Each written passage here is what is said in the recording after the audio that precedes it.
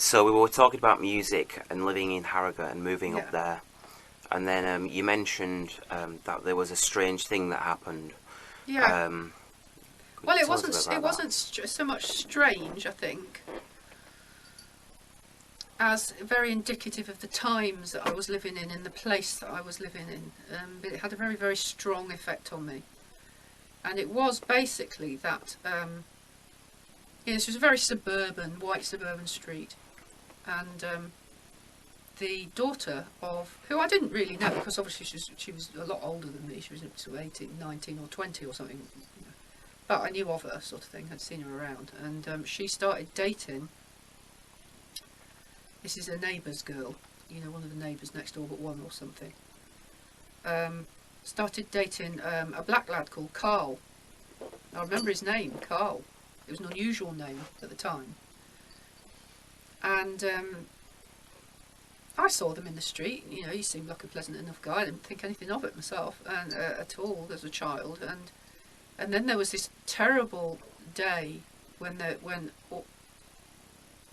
all the suburban mothers, the girl's mother, my mother, of course, couldn't keep her nose out of it, and its other mothers, got the girl because he'd proposed to her. Carl had proposed to this girl, and got her in the living room of her house, and went at her for hours to give him up, saying, "Oh my God, what will you do? People won't speak to you. You won't have any social life. You'll be disowned, and the worst thing of all, you'll have a black baby." As if this, and they went on and on and on at this girl. And my mother recounted all this to my father. I overheard what happened afterwards. They basically reduced this girl to tears, to hysterics, and in the end, she broke and gave him up. And my mother was so thrilled with this that we finally made her see sense.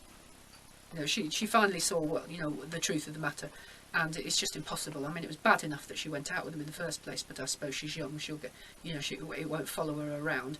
And I remember my father's face was not impressed, but my mother was so G'd up with this, so sort of full of adrenaline from doing this awful thing. And I remember being struck very forcibly of the injustice of it, and the cruelty of it, and how cruel these people had been, because the lad wasn't like them, and they were racists. And I knew this somehow. I knew this, and it started me off. I was probably about 12. It started me off thinking, there is injustice in the world, and it's wrong. It's really wrong, and I have to do something about it. Something should be done. Children are. It's wrong. It's not fair. We should do something about it. And that was really that was planted the seed in my mind that this was terribly wrong, and that racism was stupid and hurtful. As a child, my childish thoughts about it were this. It was hurtful and cruel. And obviously there was nothing I could do about it. I was a little girl, but it stuck with me. And that's kind of where that all started from, I think. And I also got very sick about that time. I started to get very sick of my own class. Just take you back to getting sick of things. Yeah. Because that has a lot to do with your class as well, and bringing the two things together. Being sick of things at that moment because of the times was actually what you're saying, as I interpret, is injustice, and attitudes weren't very pleasant. Bigotry. I mean, you throw that word around now like there's no tomorrow, but a lot of people who use that word sort of very randomly have got no idea of what true bigotry really was, and they really don't know. But a lot of people in those, especially white middle class people, were inherently bigoted against people from other cultures, homosexuals, anybody that they saw as being in any way different to anyone themselves. that wasn't them. Anyone who wasn't them. Yeah. Yeah. And I thought that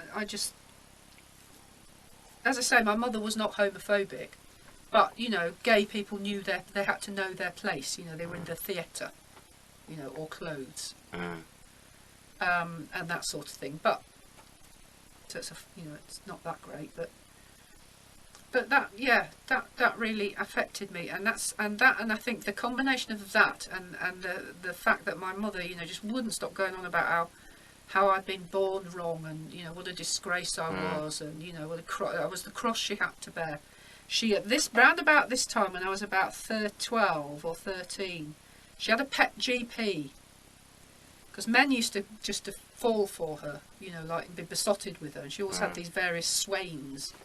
Even though she was married, you know, she just had these guys who would like hang around adoring her. And one of them was the GP. And it was shortly before this, she'd been brushing my hair. I had long, very long, thick, fine but thick hair used to get very knotty.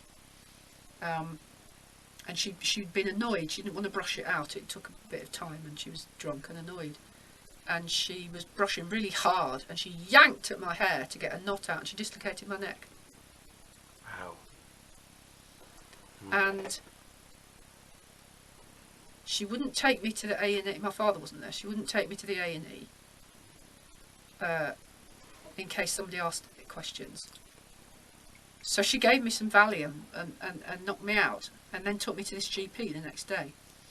And I don't even know if he was qualified to do this, but he did chiropractic or whatever it is, you know, osteopathy or whatever, yanked it back into place. I probably passed out dead, of course, because of the shock. And I was sent home. And my neck's made funny noises ever since, but anyway, by the way. That'd qualify as abuse. It was abuse. She used to hit me with a hairbrush. She was physically abusive. She used to slap me around the head with a hairbrush, the pointy end, you know, the stickly end. She kicked me down the stairs once because she didn't like the outfit I was wearing. She would slap without a second thought, and she would slap with her nails curved inwards, so you'd have marks. So she was very physical. She'd shout or she'd slap, you know, and all the rest of it. But again, nice middle class suburban family, that sort of thing. We just didn't talk about it. I didn't know any different. I thought it was always like that for everyone. But this pet GP, when I started getting, you know, started to get my periods, and I started to grow up a bit more, you know, and I was puberty, and I was not good at my puberty was very difficult. I was very depressed and like spotty and all the rest of it. She took me to this GP, and he put me on Valium. He put me on a lot of Valium. And I remember her sitting there, wringing her hanky and going, well, she's the cross I have to bear, doctor. You don't understand it. I've done everything I can. And he'd say, don't worry, Mrs. Mumford, I'll give her some tablets. I'll calm her down a lot. So I was on 3 Valium tablets a day. I had to take one with me to school and have it with my lunch. And nobody knew about this until I was in gym, and if anybody remembers proper old-fashioned gym, there were wall bars that were close to the wall like this, and you were supposed to climb up and down them and do things. And I was at the top of the wall bars basically, and or near the top, and I'd hook my feet underneath them so I was held in place. And I fell asleep, more or less upside down on the wall bars, like a bat. So there was a very sort of straightforward lesbian sports teacher, terribly sort of a butch lesbian, and she was fantastic. I thought she was great. Come along, girls, and she got me down physically, and said, "What on earth's the matter, girl?" And I said, "Oh, I don't know, miss. It's these tablets my mum's put me on. They make me very sleepy." She said, "Tablets? What sort of tablets?" And I showed her, and she just went totally silent. And then I was taken up to the headmistress, and I thought, oh, no, I've done it now. I've done something terribly wrong, sort of thing, because of the headmistress. But the headmistress was also a very sound woman, very straightforward again, and a very sound woman. And she quizzed me kindly but firmly about these tablets, and I just told her what I knew because I didn't know anything. And she looked at the tablets, and then she called my mother in to school to explain it. Yeah. And she tore her to pieces. And my mother was livid because this woman was, in her words, mannish, and butch and all this sort of thing. And there was a woman she hated, sporty, probably, worst things you could say about a woman, sporty, flat shoes, that kind of thing. And she was livid, but they didn't. I still kept taking them, but I wasn't talk about it. And I think I was 15 before I actually stopped taking them, and I did stop taking them. I had no idea because we didn't know that they were addictive. So I just thought, I can't, because everything was foggy all the time, and I was tired all the time. So I thought, I'll just stop taking them. So I did, and then I thought I'd got flu. Of course, I didn't have flu. I was withdrawing from these drugs. But and so I just lay in bed and shook and shivered and was ill, and everybody thought I had flu, and I just stopped taking them. But now you know what that was. Now I know what that was. But I had no idea. I had nothing. I had no information. Nothing about all this. But it was around about that time that, because of this dance that I used to go to, and the musicians and all the rest of it. Musicians I always thought were slightly boring. No offence. But I just thought in themselves. We talk about ourselves a lot. No, I wouldn't dream of saying in our own world. I wouldn't say that. But I was slightly sort of, because I sort of saw musicians as the conduit through which the music came. They in themselves. The vessel. Because I saw myself in that way for poetry. Poetry filled up the vessel. And then it came out, but I didn't think of myself as, I'm a poet, and I'm very interesting. I was just a vessel. It was filled with words all the time that came out, just as the drawings came out. I would draw, I would write things that went with drawings, I would make things. I made a papier-mâché bust of Aristotle once. Not everyone can say that. Fantastic, yeah. I just constantly making things, writing things. I was a vessel. It was filled up. It was a conduit through which it all came through and out like that all the time, through and out. And that's how I saw musicians. I thought that's how they are as well. In themselves, not that interesting. Me, in myself, not that interesting. Only really interested in what I make. Yeah, what you can project and create. Yeah. Yeah. It wasn't in myself that interesting.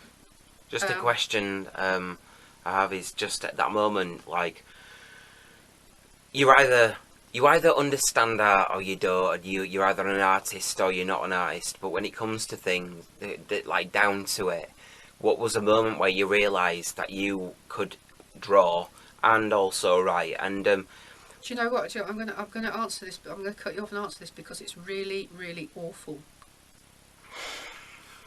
And the awful thing is, I always knew, and I never had any doubt.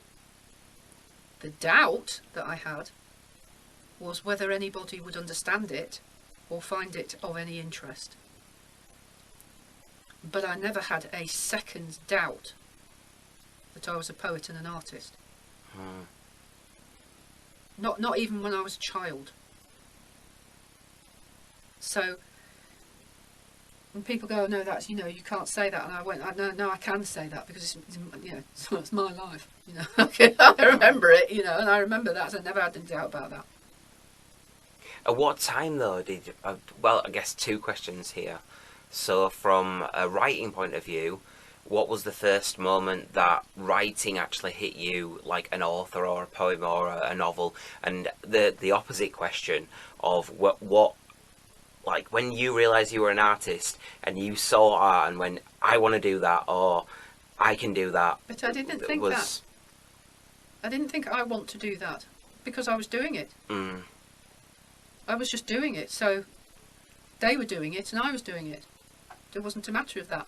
It's the same with writing. I was always writing. I'd always written things. So I didn't think, I want to be a poet. I thought, because I just was. But it wasn't it wasn't that thrilling. Do you know what I mean? It wasn't that sort of.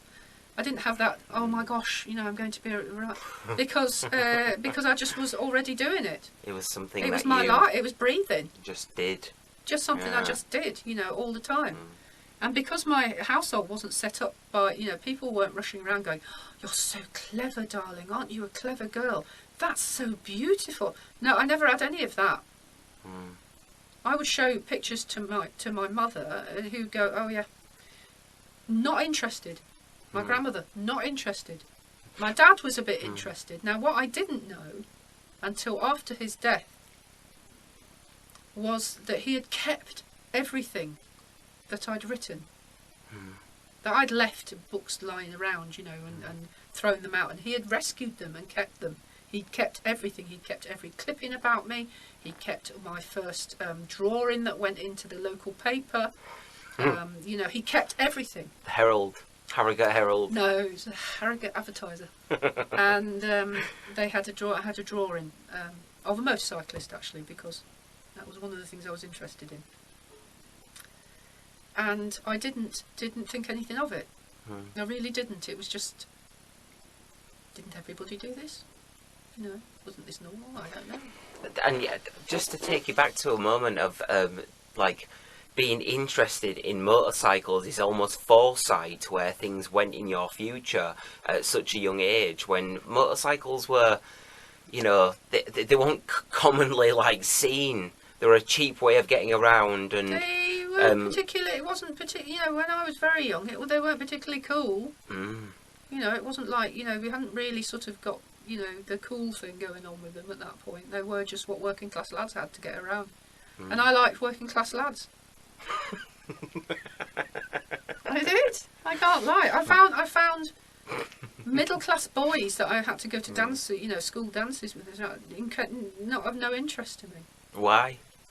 They just seemed really dull, and they just talked about, like, I can't remember what they talked about. I was that disinterested.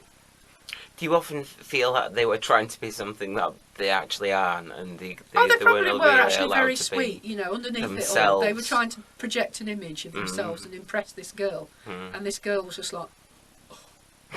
You know, so, oh, whatever. We didn't have whatever. If we'd have had whatever when I was a kid, it would have just been desperate. But you know, interesting. And so I found the working class lads that I started to knock around with just more honest and straightforward, and funnier, actually. And that's always been a terrible thing with me. If they're funny, that was it. I do like a funny guy, and yeah, you know, I was still hanging around with girls from school, but we were all drifting towards the alternative, the counterculture. Now, we were drifting, you know, me and a couple of friends, kind of thing, Nikki, Kathy, Penny to a degree. We were drifting towards what would be hippies, you know, at the time. Rock music. Our clothes started to become different. We started to go to different places than the other girls did, and we drifted slowly into another scene. Subculture. Yeah, yeah. And alternative culture of the time. Alternative culture of the time, I suppose. Yes, and partly it was because I started going to the art school when I was about 15. On a Saturday morning, they had teen art club at the art school, which seemed ideal to me. So I started going to that and drawing and falling in with a somewhat older, actually, arty crowd. And then they went to different places. They went to the Montmartre Cafe in Harrogate, which was the place where all the freaks hung out. And then I was a lot younger than them, and so were the girls. But we, of course, they were as happy as Larry. All these, we didn't think of ourselves How as old way, were but you? pretty 14-year-olds. 14. Yeah. And of course, when I was 14, the bad thing happened. And then That changed everything. So at 14, you were frequenting the hip scene of the time, of the time and in the place. yeah. Yeah, very druggy. In what way? What drugs? Oh, drugs. Mostly weed and hash actually. And oddly, I didn't smoke hash until I was like, gosh, I must have been 16 or 17 because I didn't smoke cigarettes. Mm. So it didn't occur to me to do that. But it was a lot of acid. A lot of acid. And you You experimented. think I'm like this for no reason? You know. Well, you experimented. I didn't experiment. I took lots of drugs. Acid. There wasn't an experimental aspect to it. I knew what I wanted to do and I did it. Acid and... Acid, speed, obviously bathtub speed, and mostly those two drugs. Not really anything else per se. Oh, some people took mushrooms, but then one of the boys had got very ill from mushrooms, and we all got put off because we didn't understand them. Because we thought we thought acid was alright. It was a proper pill, like a doctor's pill in those days. Yeah. Big pale blue Sandoz factory pills. And ironically, now do the serotonin reuptakes for depression and no doubt. the psychotropics. Yeah. No doubt. But then we thought it was okay because it was proper tablets. Microdots came in later, and then blotter didn't come in until much later. But at the time, it was those big pills, which we quartered because they're too strong to take one. Didn't really drink a lot. Never been a big drinker. Drank, but I didn't like being out of control, and I didn't like much how it made me feel. But there's almost like I did drink because we were young, and of course we drank. We drank whatever we could get our hands on, really. There's almost like a contradiction there because, like, arguably, like if you spoke to the ecstasy generation of the 90s, of which you later, as we will probably speak about in future episodes, we will talk about. But also, very similar to the LSD generation, you would do hard what's now Class A drugs and think nothing of it and have an experience, but wouldn't drink alcohol because it somehow it lowered your inhibitions. Yeah, no, it was just naff. Boring, or I don't know. Just a bit naff, and our parents drank like fish, remember? So probably we just didn't want to be like our parents so much.